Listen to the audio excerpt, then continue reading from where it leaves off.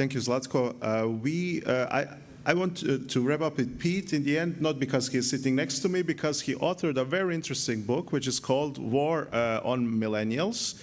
As we are here having a young leaders panel, can you tell us what does millennial mean, what does war mean, and what does it mean in a transatlantic context? If we take into account that the transatlantic alliance was shaped by the generation that was shaped by the Cold War, and we are the generation who were shaped after the fall of the Berlin Wall in a different context. What do you say about our generation to the others? Sure. I see the ticking clock on the side, so I'll be very quick. I'll avoid the book question mostly because I wrote it 10 years ago and I barely remember what I wrote. As I like to tell people, I wouldn't remember my own name if it didn't rhyme. So I absolutely encourage you to buy the book and you can figure out what it's all about. But I will tell you, I'll answer your question in talking about what we can all do to uphold transatlantic values. And what I really appreciate about this panel is that it's called Young Leaders. I am not easily offended, but there's one thing that I am offended by, and it's when we're called the next generation.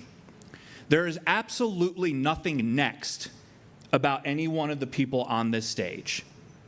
We are the now generation.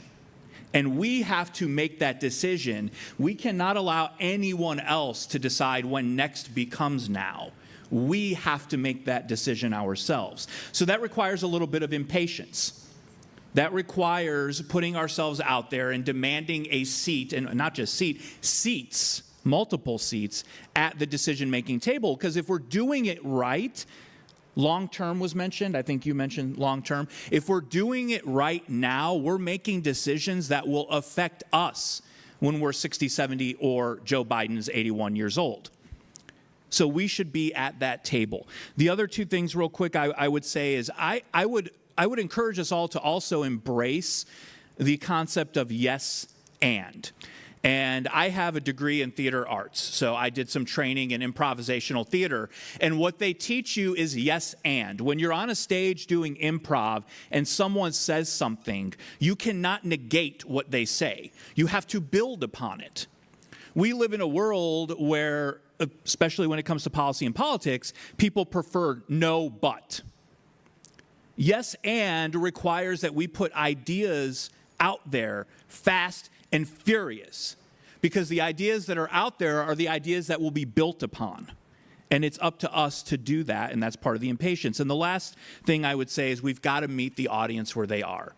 When we're talking about the transatlantic alliance and not just strengthening it, but improving it, the people who need to hear that message are not in this room. We all get it. It's the grassroots of America, the grassroots of our home countries who need to hear that message, who need just the baseline education. Generation X, the generation before millennials, is the first that was not born within 15 years of the formation and creation of NATO. The further you get away from it, the harder it is to have a connection. So we have to be the educators. We've got to remind people why it's important, what it means to the world, and why we need to fight and defend it. So that's what I would leave us with.